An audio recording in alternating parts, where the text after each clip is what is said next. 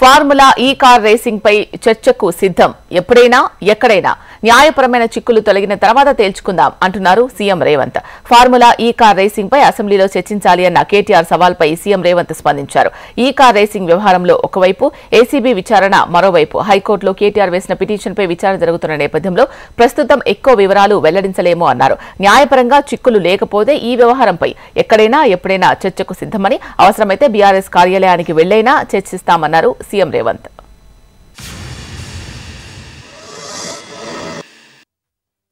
అసలు ఫార్ములా ఈ ఏంది, అసలు హైదరాబాద్ ఈ ప్రీ ఏంది, అసలు జరిగింది ఏంది?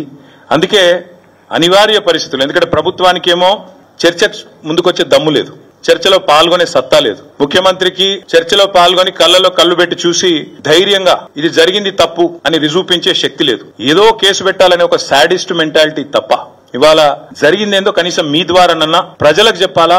4 సమావేశాలలో ఏ రోజైనా ఫార్ములా ఈ రేస్ గురించి బీఆర్ఎస్ ఎప్పుడైనా మాట్లాడిందా అధ్యక్ష?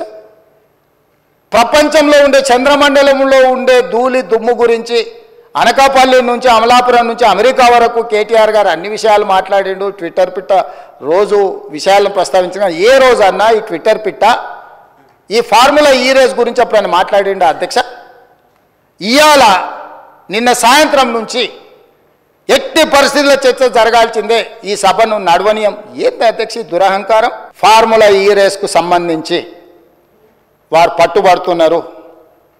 ఒకసారి అధికారులతో, ఒకసారి కోర్టులో పరిస్థితులను అంచనా వేసుకున్నాక మీరెప్పుడు పిలిస్తప్పుడు ఇక్కడైనా ఎక్కడైనా ఒకవేళ వాళ్ళకి శాసనసభలో చర్చించడానికి వాళ్ళకు ఒకవేళ ఏమైనా ఇబ్బందులు ఉంటే వాళ్ళ పార్టీ ఆఫీస్కి అయినా కూడా వస్తాం అధ్యక్ష, మాకేం అభ్యంతరం లేదు.